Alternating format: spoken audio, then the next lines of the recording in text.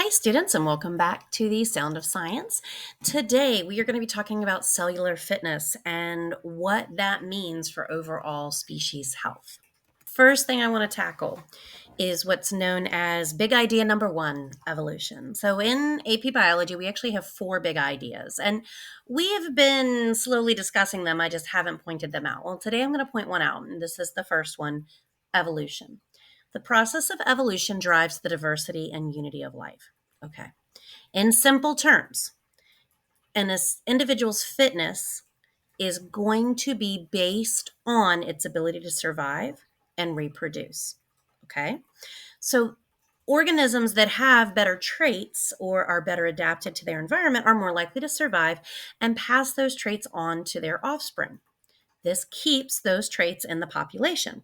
Traits, same thing as saying genes, it keeps the genes in the population. The key here, however, is that an organism has to be able to survive and reproduce. If an organism has excellent survivability but is unable to reproduce, then its fitness is actually very low. But if an organism is able to survive and it's able to reproduce and leave those genes behind, then it is adding to the likelihood of the species surviving. The more variation you have within a population, the more likely there is to be a helpful variant, and the more likely the species is to survive in the long term. So think about it this way. If all of the organisms in a population are exactly the same, all of them have the same traits, and something in the environment changes, those organisms that were well adapted to their environment suddenly are no longer adapted to their environment. And because there's no variation, there is no gene to fall back on that's going to help them survive this change. As we're aware, our environment is constantly changing. Not only that, but humans are constantly changing the environment, or we have man made and natural disasters that may influence an organism or a species' ability to survive. Evolution is a big deal. It is literally the driving force of life. So, what we're going to be talking about today is fitness, and we're going to start by talking about individual cellular fitness and how that influences species survivability. First thing that you need to be aware of is cells may have differences. We refer to these as variations. Now, obviously, you know that cells specialize. We've talked about that, right? Cells specialize for the job that they're doing, for their function. My skin cells are different than my liver cells, which are different than my brain cells, which are different than my kidney cells, which are different than my lung cells. You guys know how that works. But cells can actually be different even in the cells that are found all doing the same job. There may be molecular structure differences. There may be different molecular types, different proteins, carbohydrates, lipids, so on and so forth. Or the number of molecules present within cells may be different. For instance, one of the favorite questions that teachers, biology teachers specifically like to ask is, if you have a cell that has a ton of mitochondria, what is it likely doing? What's its job? And usually it's some type of muscle, something that requires a lot of energy. Well, because it has that molecular structure, it has that difference, we know that a muscle cell is going to use more energy than a skin cell, right? Makes sense. This is just reiterating what I just said. So, variation increases fitness.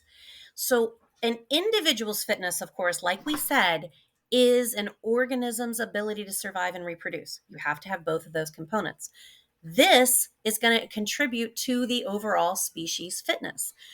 If a species has several individuals that are considered fit, they're more likely that the species is going to survive some type of change, just like we talked about with our big idea. Here are a couple of examples of what we see with these differences as variation that we're talking about that will create cellular fitness. So, we actually have different types of chlorophyll molecules. They vary in their structure slightly, and it actually allows them to absorb light differently. This increases variation and actually can overall increase variation within a plant because it may have one type of chlorophyll more than another in a certain area. It may actually be able to overcome issues that might arise with light absorption.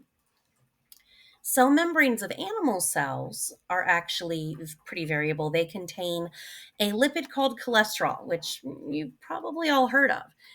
Cholesterol is actually important for your cell membranes. It helps them regulate their fluidity, how fluid the cell membrane is. And recently, you guys made a model of a cell membrane, and you know that one of the things we talked about is that the phospholipid bilayer, the phospholipids move around all over the place, right? Well, by maintaining or regulating this fluidity, and really it has to do a lot with temperature. Remember what happens to lipids as their temperature increases or decreases. This allows the cells to maintain homeostasis and can actually decrease or increase water intake.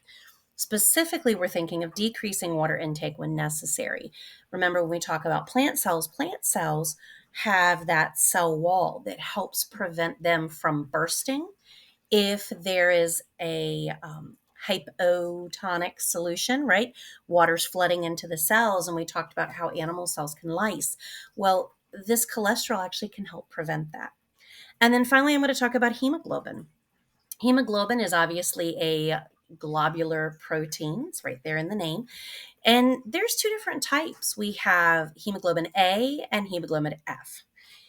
F hemoglobin is designed to provide oxygen to a fetus, to a growing fetus, while hemoglobin A is what we use to provide oxygen to our body cells. By having two different types of hemoglobin, we can ensure that oxygen gets where it belongs, where we need it.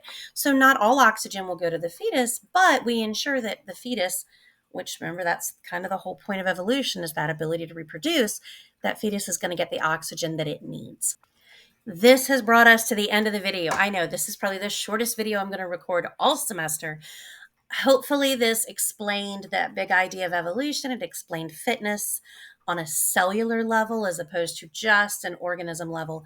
And as always, I'll see you next time on The Sound of Science.